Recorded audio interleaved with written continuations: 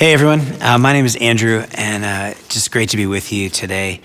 Wherever you are watching this from, whether it is a dorm room or the kids are running around, this is a strange time and moment we're in, and just grateful you'd spend a few minutes with us. We called Sanctuary Church Sanctuary for a reason. The definition we use for sanctuary is a safe and a sacred place. And so all of our spaces, whether it's our normal Sunday morning space or places where we are serving our city, whether it's our home churches where people are eating and praying together and doing life side by side, all of our spaces, including this one, we hope would be safe and sacred places for you to encounter God, for you to wrestle with your spirituality. So whether you come in to this experience and you've got a ton of baggage when it comes to church or any kind of faith tradition, you're welcome here. If you are watching this and you are excited to connect with another community of faith, hope, and love, man, we're just grateful to have you here. And we are going to dive in. What we do every time we come to this portion of our service is we open up the scriptures, open up the Bible, and we just ask some really simple questions. What did it mean then, and what might it mean for us today? And so I'm going to start today reading from James. James writes this letter to this church that's under duress, and he begins his letter like this. So James chapter 1, if you're following along, verse 2. Consider it pure joy, my brothers and sisters, whenever you face trials of many kinds, because you know that the testing of your faith produces perseverance. Let perseverance finish its work so that you may be mature and complete, not lacking anything. Consider it a pure joy, my brothers and sisters, whenever you face trials of many kinds. Let's pray for a moment. Lord Jesus, as we often do, we just pray, would you in some way open our eyes that we might see you, our ears that we might hear you, and our hearts, Lord, that we might, in some beautiful and profound and real way, encounter you, encounter truth, encounter grace, encounter your love, Lord. In your name, everybody said, amen. Consider it a pure joy, my brothers and sisters, whenever you face trials of many kind. There are a disturbing amount of passages in the Bible like this, and there's a disturbing trend to write them off as unrealistic or naive or just plain wrong. Now, before we get started, this is not a verse or a talk, for that matter, about how you should or shouldn't feel. Many of you feel anxious. You're alone right now, maybe even. You're uncertain or scared. And if you really struggle, especially with mental health, this is normal. This moment that we're in is normal, that this would be a triggering event. This is a tough moment for all of us, and a natural human response is sadness, not joy. I say that because what the scriptures are offering us here is an invitation to see more than just the immediate trial in front of us. We can acknowledge the pain and anxiety we feel. And then this passage, as we're going to see, invites us to move beyond simply that acknowledgement in it or any other temptations we may feel, to sort of just sit and stay there. Consider it a joy. Or one translation just says, blessed are you when trials come your way. Consider it a joy when you experience life in the age of the coronavirus. Just to be clear, that's essentially what this is saying. So I actually have a title for you today, which I don't always do, and I want to share this with you because I think it's what is an appropriate kind of covering over everything I'm going to share. And it's this: don't waste the coronavirus. Don't waste the coronavirus. So first off, are there any pain haters out there? You can raise your hand and I can pretend I can see you. I am a seriously pain avoidant person. For those familiar with the Enneagram, I am a 7. I first began to realize just how pain avoidant I was in college when I got my first credit card. There was somebody from, I don't remember what company it was, that was on the quad, of my university, and they were trying to get people to sign up for their first credit card. I did not tell my parents. I'm sure there's a phenomenal interest rate on that, and we'll get to that in just a minute.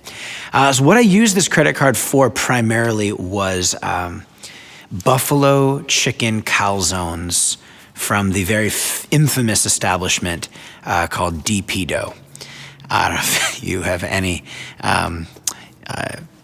personal experience with DP Dough, but easily the best calzone I have ever had. I'm not even sure if they're still around. I would just order on the regular. I'd come home from whatever I was doing. I'd get into my dorm room. It'd be 11:30 at night. My roommate was getting ready to go to sleep if he wasn't already asleep, and I was the guy who's like, oh, it's 11:30. I'm a little hungry. We should order a buffalo chicken calzone. Now, I share this with you because naturally bills then started to come. I put all these calzones on my credit card. And so as credit card bills would come, I would look at them. I'd have a little bit of money and I would say, I should pay that bill, right? Not a big deal. Just pay the bill. We all know that if you pay the bill right on time, this is good. It builds credit. And if you don't, especially if you have a great interest rate, like your first credit card out of college or in college, it's not so good. And so what began to happen, and very little exaggeration happening right now, they just would start to accrue and accrue. The pain avoidant part comes in here. I realized in retrospect, I would look at the bill, and then I would begin to not even open the bill. I'd look at the envelope and go, oh, I know I need to open that envelope. And then I need to pull it out and I need to rip off the perforated bill part, and I need to write a check. And then I need to put that check into the envelope. And then this is, before online payment. I need to make sure I have some stamps. And I need to put the stamp on the envelope. And then I need to bring that envelope to the post office. And all that is just honestly horribly painful. I'm the guy who, when it comes to like throwing up, I like to lay perfectly still. Just perfectly still because I just don't want to throw up. I will just lay there because I just don't want to experience, even though my body is craving, hey, Andrew, please go and get rid of this thing that is inside of you. I'm like, no, it's just too painful. I share this because generally speaking, trials do not produce much joy in my life. I'm sure they don't produce a ton in yours. What does produce joy in my life is food. Brunch, coffee, specifically having a cup of coffee with a journal looking out over the ocean. My wife produces a lot of joy in my life. A walk in the woods produces a lot of joy. A walk through the city, not trials. And yet this word that kicks off this letter to this community that's going through trials, both internal and external, is consider this thing that you're going through a moment for joy because of what it's going to produce. You should see yourself almost as blessed. Why? And so the one answer to this question is really answered immediately in this text. We don't need to go far. It's not a trick. James writes, because you know that the testing of your faith produces perseverance. Let perseverance finish its work so that you might be mature and complete, not lacking anything. It seems the Jesus perspective is that trials can mature you, that they can help in some way present opportunities to mature your soul, opportunities for you to become more complete. Now, this is hard to accept. I pray you haven't already dialed out. But I really believe that it's true that one of the key ways that God will actually speak to you and shape you and grow you and mature you is in times of uncertainty. I mean, this is the stuff of great art. There's not a whole lot of great art out there that doesn't have trial and conflict and pain associated with it.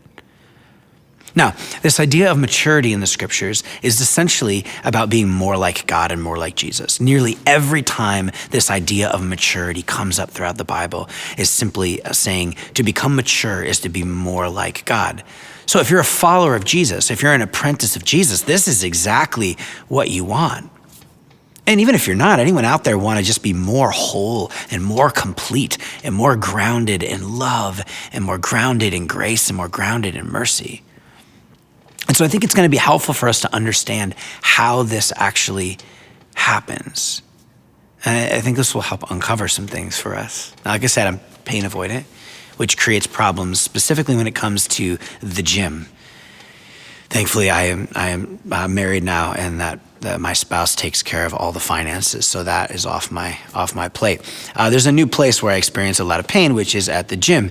And in fact, just a couple days ago, because I talk a lot about wanting to get more in shape, Instagram or Facebook or whatever else is listening to me starts recommending ads. And one of the ads was an app that literally is their big selling point is we will give you psychological tricks to get you to eat better and get to the gym.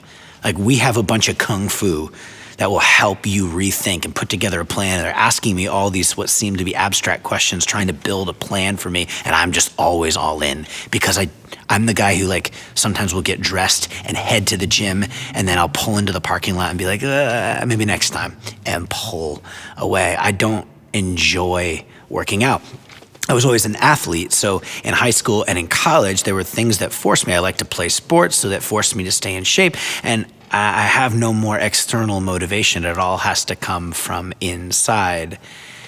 I share all this because if I keep my eyes focused in on the 5:30 a.m. gym call, if I keep my eyes focused in on what is for me, just the pain of having to work out, I'm like watching the clock, like, oh my gosh, I've only worked out for 5-6 minutes.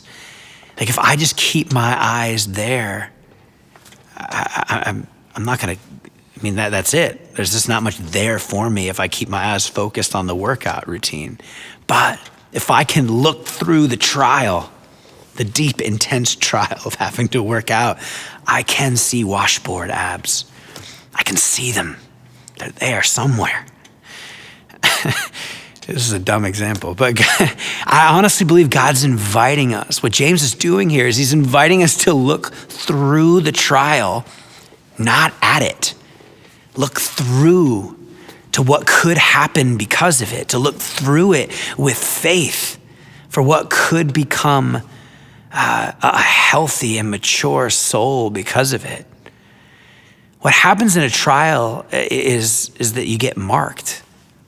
And sometimes a trial makes you worse, and sometimes it makes you better. We all know people who have had something really horrible or something really deep and impacting a trial happen, and it's just scarred them in a way that they've never been able to recover from or move on from in any healthy way.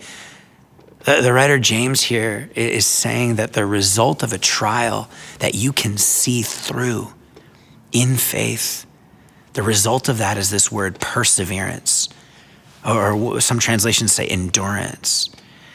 So hupomone is this word I want you to say it at home, hupomone. You can look at your kids, say hupomone, and watch them get confused and quiet for just 1 second. This is a great word. This is a tattoo-worthy word. This is a word here that relates to your character, and it basically means steadfastness or staying power. Or another translation says basically like constancy. One commentator says it is a determination under adversity that is colored with the idea of hope. That's right, you can get this tattooed right on your arm in the Greek. This is a word that's about capacity. There will be, this is no surprise to you, there will be more pain and more trials and just inconveniences in your life. And God says you can literally count on that. And so how's your capacity to receive and your capacity to contain the trials that are gonna come? Recently we moved into a new place, and we purchased this home. We're living on the second and third floor, sort of a townhouse, and then we're renting the downstairs. So we had some limited space. We had more space than we had from our last place, but I had this old piano. My parents gifted me. It's the piano that I learned to play piano on growing up. So this means so much to me. I love how it feels. It takes me back. I've written some of my best songs on it. I love this piano. And I've had this vision for so long of a room that's got like I don't know, like it's got the right taxidermy on the wall and the right plant in the corner and the piano and the right recording setup and the instruments. And it's got a little perfect like old wood desk and it's a little coffee bar or something in it. Like I can see the whole thing. Our house does not have room for any of this stuff. In fact, sadly, I had to put the piano in the basement. It is in the basement. I sometimes go down there and just bang on it just to scare our first floor tenant. The only way for this piano and for all this other stuff to fit is to knock down walls and expand the house. The only way is to actually tear down the walls. I'll share this with you because the only way I think we receive the joy of a life that is marked by endurance or marked by perseverance, the only way you can receive what God has for you is to make room. And when the walls come down, we have room to go, to grow. Trials create opportunities to make room, to make space, and to increase your capacity. God will use trials to take walls down in your life. Maybe he already has. Because your capacity grows when you're challenged. This applies to so many areas of your life. Your capacity grows. There's more room when you're challenged, when you face trials. Now, this reality will actually change even the way that you pray, and especially at a time like this. I think too many of us are prone to pray, Lord, just get rid of the pain. And Lamont says there's really only a couple prayers in this world. It's just help, and it's thank you. And so many of us are like, just help, Lord, get rid of the pain. But I think there's actually a better prayer or a better posture. And it's just God, build my capacity. I want to mature. I want to expand. There's actually another letter where a writer named Paul in the scriptures, he writes about another community that's under duress, that's under fire. And he says, even though I am outwardly wasting away, we're not quite sure exactly what's going on. A lot of people speculate, but he's something awful is happening to him. Outwardly, I'm wasting away. I don't think it's more than just aging. There's something that's a thorn in his flesh, and there's all this different language around what sort of like pain and trial he's going through. But he says, outwardly I'm wasting away, but inwardly, I am being made new day in and day out. Maybe we could say all this like this. There are opportunities to grow into a person of deep joy. And these opportunities are everywhere, especially in trials. Another way trials and pain mature us is that they help reveal where our security comes from. Food, coffee, the ocean, my wife, these things bring me joy because they're blessings. And Jesus wouldn't say these are bad things. He would say these are really, really good things. He would just simply say these shouldn't be the source of your security. Somewhere there's a fine line between experiencing some peace from being, wise with your money or getting married or having a child or finishing school. There's a fine line between that, just the good wisdom of that, and deep security in your soul. I've realized recently that I'm a better husband and a better man when I'm not getting all of my security and worth from my marriage, and that doesn't devalue my marriage at all. See, it's only in trials. It's only when things go away. It's only when our daily security is in some way threatened that you can see if you're getting that internal soul security from good but lesser things. Your theology, which is just a fancy word for your view of God, or if you're not a Christian, maybe it's just your view of the world, your philosophy, the way you see things. Your theology isn't found in a crisis, it's revealed in one. And so when my security is in Jesus, when my security is in the gospel, this announcement that Jesus is king, that the way his kingdom is set up, what he is like is that we are welcomed into his family, adopted and loved as children, that we are saved by grace through faith, all of this. When my security is in God's perfect love, that the scriptures say cast out all fear, then I won't look to other things to cast out my fear. Perfect love casts out fear. Not a perfect schedule, not perfect homeschooling, not a perfect financial plan, not a perfect economy, not according to the scriptures. It's just perfect love. Perfect love. Trials are not only bearable, but can be usable if you know that God is for you and with you. So friends, let's not waste this season. Might you take the next step in what James says, considering this season differently, considering this trial differently. And might you, in that journey, discover that God, discover the God who can use a trial to produce, to expand your perseverance. And might you discover the God that can lead you into greater faith and greater hope and greater love and even deeper joy, not lacking anything that you need for the road ahead. Peace be with you.